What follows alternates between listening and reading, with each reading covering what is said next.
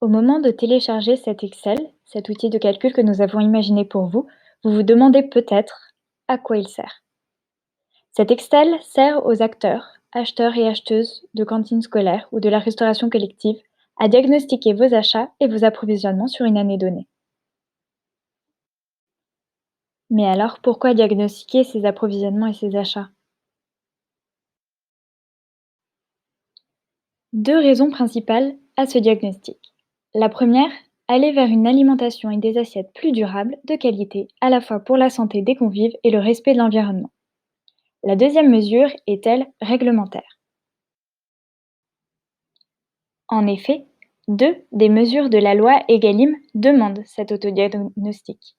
La première des mesures est applicable dès maintenant aux cantines scolaires. Il s'agit d'informer ses convives sur la part de bio, la part de durable et la part de produits issus du commerce équitable, une fois par an, par mail ou voie électronique, ainsi que par affichage. La seconde mesure qui requiert ce diagnostic a une échéance plus lointaine puisqu'elle sera applicable aux cantines scolaires à partir de janvier 2022 et elle demande aux cantines d'avoir dans leurs achats annuels en valeur hors taxe une part de bio d'au moins 20% et une part de produits durables, dont les produits bio, à au moins 50%.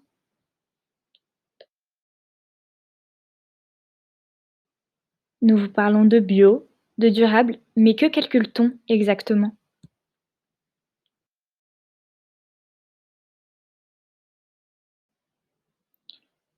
Imaginez-vous votre total d'achat en euros hors taxe qui représente la totalité de ce camembert. La loi vous demande de calculer une part de bio qui serait à au moins 20% et une part de durable, dont le bio, qui serait à au moins 50%.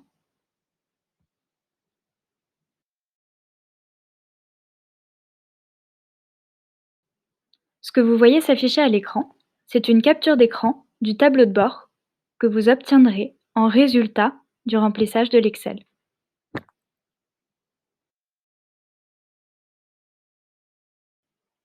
Et voici quelques éléments pour comprendre ce que bio et durable sont. Commençons par le bio, dont le logo s'affiche à l'écran, qui est plus connu. En agriculture biologique, les engrais chimiques, les pesticides chimiques de synthèse, herbicides, insecticides, fongicides et les OGM sont interdits.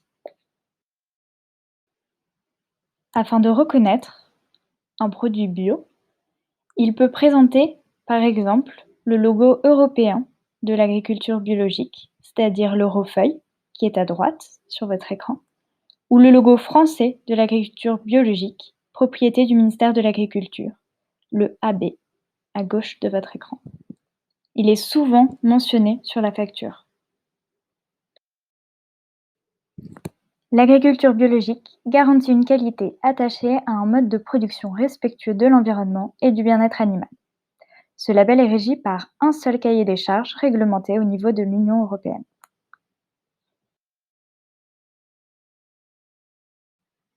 Pour le reste des produits durables, la liste est un peu plus longue. Le label rouge atteste qu'un produit dans les filières viande, volaille, charcuterie et salaison possède un ensemble de caractéristiques spécifiques établissant un niveau de qualité supérieur à celui d'un produit courant similaire. L'appellation d'origine contrôlée, ou AOC, désigne un produit originaire d'une région ou d'un lieu déterminé dont les caractéristiques sont dues essentiellement à ce milieu géographique. On y compte par exemple des fromages ou des produits laitiers ou bien des vins. L'appellation d'origine protégée, ou AOP, est l'équivalent européen de l'AOC. La spécialité traditionnelle garantie, ou STG, vise à protéger la composition traditionnelle d'un produit ou son mode de production traditionnel. L'indication géographique protégée, IGP, désigne des produits agricoles et des denrées alimentaires étroitement liés à une zone géographique, dans laquelle se déroule au moins leur production leur transformation ou leur élaboration.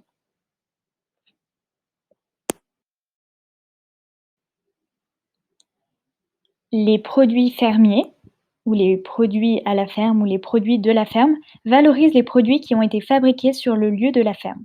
Cette mention n'est pas définie de manière générale. Les conditions de son utilisation sont fixées par catégorie de produits pour tenir compte de leurs spécificités. Volaille, charcuterie, fromage. La haute valeur environnementale HVE est une mention valorisante encadrée qui certifie des exploitations agricoles. Elle a été mise en place par le gouvernement français en 2012. Il existe 3 niveaux de certification. En fonction de validation d'un certain nombre d'indicateurs et de critères, l'exploitation agricole pourra être certifiée HVE de niveau 1, 2 ou 3. Pour obtenir cette certification HVE de niveau 3, l'exploitation agricole est évaluée dans 4 domaines: la biodiversité, sa stratégie phytosanitaire, la gestion de la fertilisation, la gestion de l'irrigation. Par un système de points définis en fonction des indicateurs de chaque thématique, l'agriculteur doit valider chacun des 4 domaines pour obtenir la certification. Un logo HVE accompagné d'une mention valorisante peut être apposé, mais uniquement sur les produits bruts issus d'exploitation à haute valeur environnementale, c'est-à-dire de niveau 3.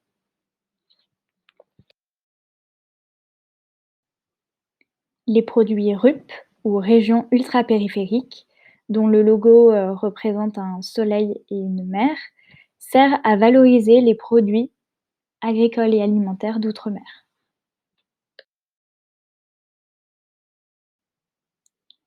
Laissez-nous vous montrer quelques exemples de bonnes et mauvaises pratiques ou de bons ou mauvais diagnostics.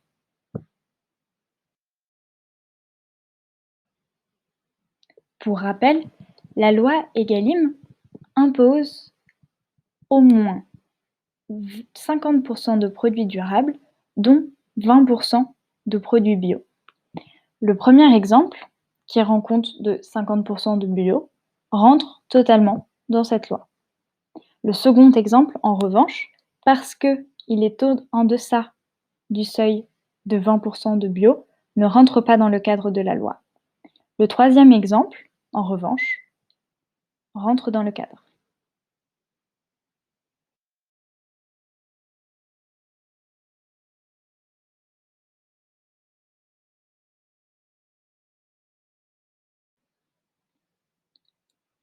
Nous allons maintenant vous montrer comment vous aussi, vous pouvez analyser vos approvisionnements grâce à notre Excel. Mais comment le remplir? Une fois que vous avez téléchargé l'Excel, vous arrivez sur cet onglet « Mon tableau de bord ». Votre tableau de bord, vous le voyez, vous permet d'effectuer votre bilan de pourcentage de produits durables hors bio, votre pourcentage de produits bio et le reste. En valeur toujours, en valeur hors taxe. Vous pouvez ici choisir une période, que ce soit un trimestre, un mois, une année. Dans la loi, et à partir de janvier 2022, le bilan statistique sera à l'année. Mais là, pour le premier exercice, vous pouvez l'effectuer sur la période que vous souhaitez. Vous pouvez remplir une précision de la période que vous avez décidé de diagnostiquer. Ici, rentrez la valeur de contrôle d'achat réel que vous avez effectué sur la période, puisqu'ici, c'est une valeur qui est calculée en fonction de votre remplissage. Ici, vous avez donc un peu le différentiel en fait entre les deux. C'est pour bien contrôler que ce que vous avez rempli dans cet Excel correspond bien à la valeur d'achat réel. Vous pouvez également remplir le nombre de couverts. Cela ne vous sera pas demandé, mais c'est toujours une info en plus.